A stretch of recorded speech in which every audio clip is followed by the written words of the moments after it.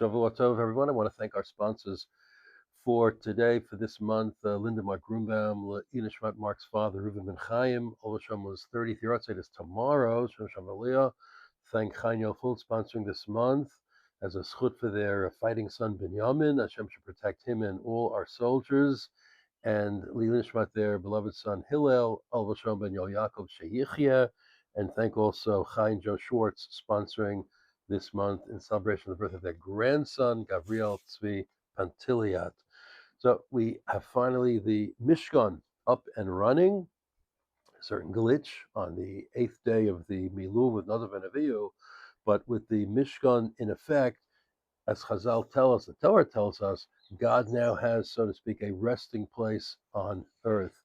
I saw a fascinating comment in a sefer that I was scrolling through, the modern way of learning, called Divrei Yehoshua, of Rabbi Yehoshua Heller, who's one of the Talmidim of Rabbi Yisrael Salanter, died 1880, he was Maggid Mesharim in Vilna, as well as Rabban Telz and other places. And he says that different Rishonim understood the Mishkan in different ways. That according to the Kuzari, for example, the Kuzari analogized the Mishkan and all its akutrama to the human body, kitiferet ha'adam, and different kalim and everything reflected corresponded to some aspect of the human being. Conversely, the Balakedat Yitzchak, the Yitzchak Arama, related it to the Olamot Elyonim Haruchaniyim, to the upper spheres, to a world that's beyond our comprehension. So, in fact, when we had the service in the Mishkan, in the Beit HaMikdash, it not only provided, so to speak, a benefit to us, but it affected worlds beyond our comprehension in ways that we don't fully understand.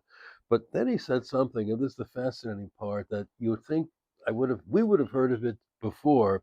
He says that his understanding, what his heart tells him, is that there has to be a connection between the Mishkan and the human being.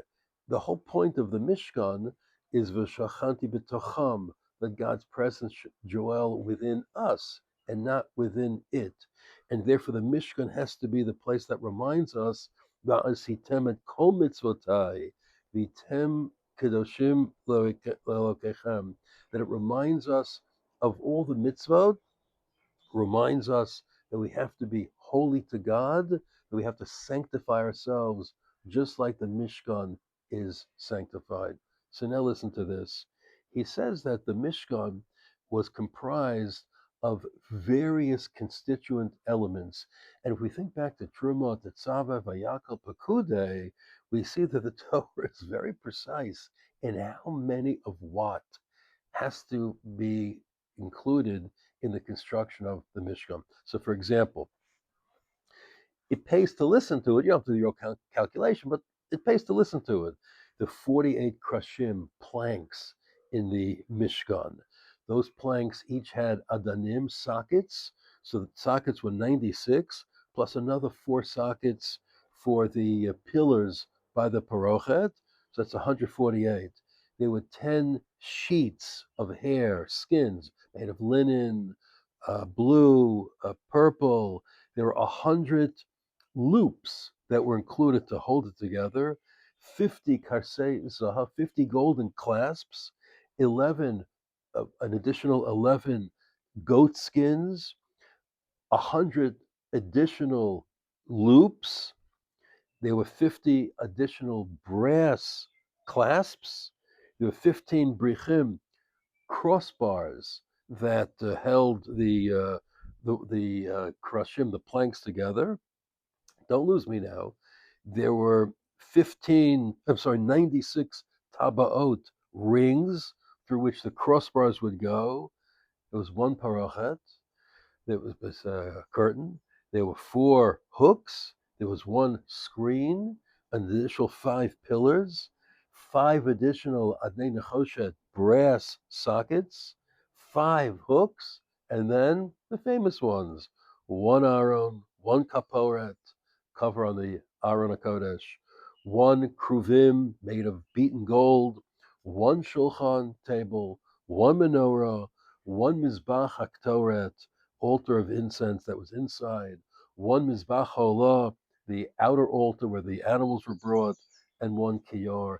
And if you add up all those numbers, all the numbers of the constituent elements in the Mishkan, it comes to 613. Taryag. Don't tell me it's a coincidence. It's not a coincidence. It's the Mishkan itself in its construction, which reminds us of our obligation of mitzvot, because at the core of the Mishkan is not just to bring korbanot, or bring incense, or watch the spectacles. It's to internalize what every Jew has to understand. Our relationship to God is through mitzvot, through fidelity to Him and the law and the morality that He commanded us to uphold. That's why there's such precision. That's why all the numbers are given to us. That's why we look at the Mishkan and it reminds us not only what we have to do there, but what we have to do out here as well in order to be faithful servants of HaKadosh Baruch Hu. What an amazing thing. He himself says it's niflad hi be'einenu. It's like wondrous in our eyes how technical, how precise everything is, and how they reflect the greater reality that our relationship to God is not through ceremonies that take place in the Mishkan that are mostly done by Kohanim. It's what we do in our own lives. And that's the essence of V'shachanti b'tocham, that God's Shekhinah should dwell within us, within each and every one of us. Amazing. Shavua Tov.